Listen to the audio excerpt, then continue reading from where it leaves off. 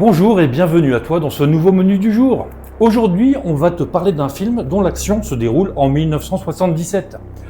1977, année de l'inauguration du centre Georges Pompidou à Beaubourg. Mort de Charlie Chaplin de René Goscinny, l'un des papas d'Astérix. Naissance de l'émission Les Grosses Têtes sur RTL. Mort d'Elvis Presley, de la cantatrice Maria Callas. Bon, tu vas arrêter avec tes mauvaises vibes et ta rubrique nécrologique là. Pas ouf cette année-là. Hein. 1977, c'est aussi des naissances. Regarde, par exemple, 1977, naissance d'Emmanuel Macron. Ah non, t'as raison, c'est une année de merde en fait. Ouais. Bref, notre film du jour, c'est Late Night with the Devil, ou Ce soir avec le diable. C'est un film australo-américain émirati réalisé par Cameron et Colin Cairns et sorti en 2023. Une filmo rikiki pour le duo de réal, puisque ce n'est ici que leur troisième film depuis leur début en 2012. Les deux premiers étant 100 Bloody Eggs en 2012 et Scare Campaign en 2016. Donc 3 films, mais 3 films d'horreur. Et tu les as vus? De quoi, les films? Bah non, mes couilles.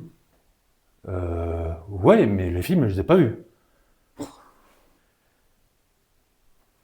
Le casting pour ce film. On retrouve David Dalmachian, acteur très en vogue en ce moment puisqu'il est annoncé dans pas mal de projets.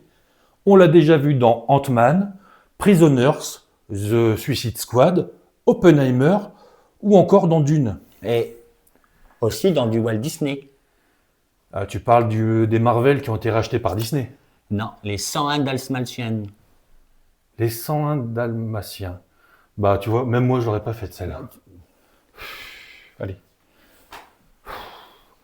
On retrouve également Laura Gordon, aperçue dans Saw 5, Ian Bliss, acteur australien vu dans les films Furtif et dans la saga Matrix notamment, mais aussi Faisal Bazi, acteur australien d'origine libanaise, qui interprète le mage Christou.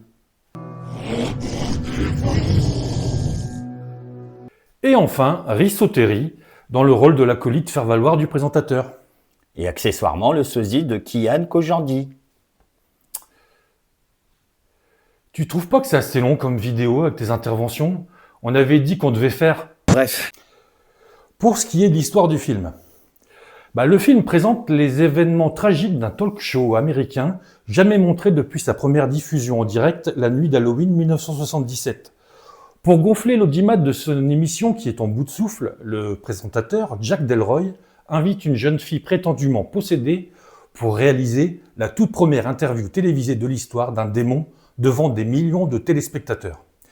Il s'agira du clou du spectacle après le passage d'un médium autoproclamé. Le présentateur aura à ses côtés un ancien magicien, Carmichael Egg, qui est présent en tant que sceptique, cherchant à expliquer, rationaliser et débunker tous les happenings étranges. D'ailleurs, ce petit personnage de sceptique est inspiré d'un personnage ayant vraiment existé en la personne de James Randi, a.k.a. The Amazing Randi. Je vous invite d'ailleurs à visionner la très bonne vidéo du youtubeur Ulysse, une vidéo qui s'appelle « Je donne $1 million à celui qui a un vrai pouvoir surnaturel ». Je vous mettrai le lien dans la description, vous inquiétez pas. Le film est tourné comme un documentaire, comme si on assistait aux coulisses du Late Show, avec l'activité du plateau pendant les pauses pub et la gestion de tous les imprévus. On est loin des programmes cheap en live, souvent des matinales sur les petites chaînes, qui s'apparenteraient aujourd'hui à du streaming en direct. Programme où il faut composer avec tout ce qui se dit ou tout ce qui se passe à l'écran. Tiens, un petit exemple concret. Image. Oh, allô. Bonjour, Comment tu t'appelles? c'est Dan. Oui, Daniel. On va parler de quoi? Ma bite. J'ai vomi parce que tu t'en es rappelé. Ok. Je viens de me rappeler que tu me l'avais montré. J'en avais déjà vu des trucs ignobles et malodorants, mais là, Mais c'est pas très gentil ça. je ne pense pas qu'il y ait une femme capable de supporter le spectacle. Oh, je la kiffe encore plus depuis le temps que j'ai vu ces images. Oh, putain. Tu vois, ça, typiquement, ça pourrait arriver dans un late show. Oh. Et pour se l'éviter, ce qu'ils font, c'est que tout est millimétré. Il faut bien comprendre l'importance dans la culture de ces émissions de télé. Les late shows, c'est un format qui cartonne aux États-Unis depuis 1954, avec pêle-mêle les Tonight Show et les Late Night, de Jay Leno, Conan O'Brien, Jimmy Fallon, David Letterman, Jimmy Kimmel, Oprah Winfrey, pour les plus connus outre-Atlantique. C'est un format qui fait rêver même en France, puisque plusieurs chaînes s'y sont essayées, mais ça n'a pas fonctionné. Je pense à 2 exemples en particulier. Le Ce soir avec Arthur sur TF1 en 2010, ou le Late avec Alain Chabat sur TF1 toujours en 2022. Et là, tu te dis, si ça n'a pas pris avec Alain Chabat, c'est que la France n'est pas prête, tout simplement. Le principal souci, c'est qu'en France, outre le choix du présentateur vedette qui doit avoir quand même une très haute estime de lui-même pour animer son propre show, c'est qu'au niveau des invités, on aura vite fait le tour. Si je prends un exemple, si on veut faire la promo des films du moment en France, voilà un petit peu les invités que tu vas avoir quasiment une fois par mois pendant un an.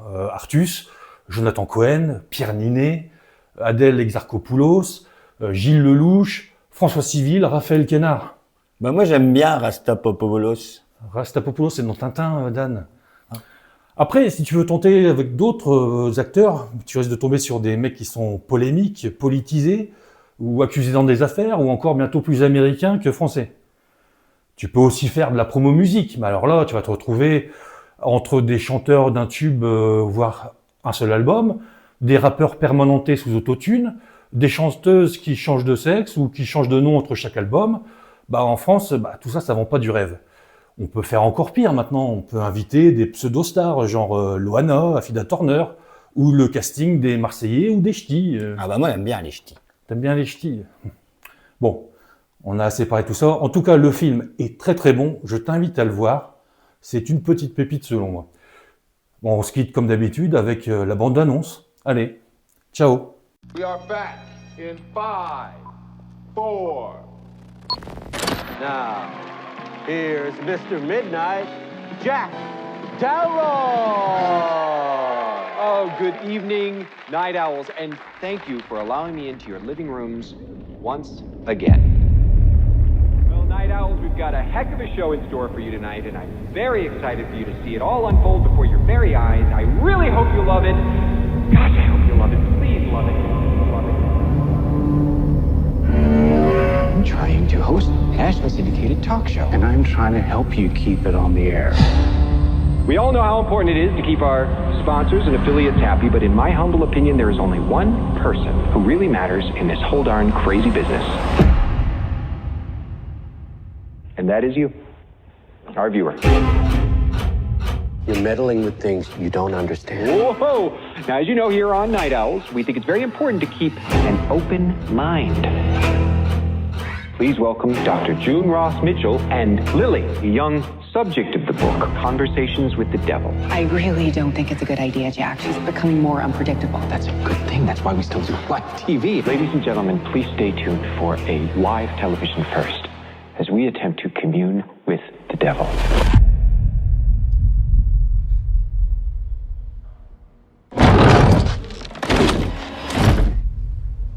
Lily, can you hear me?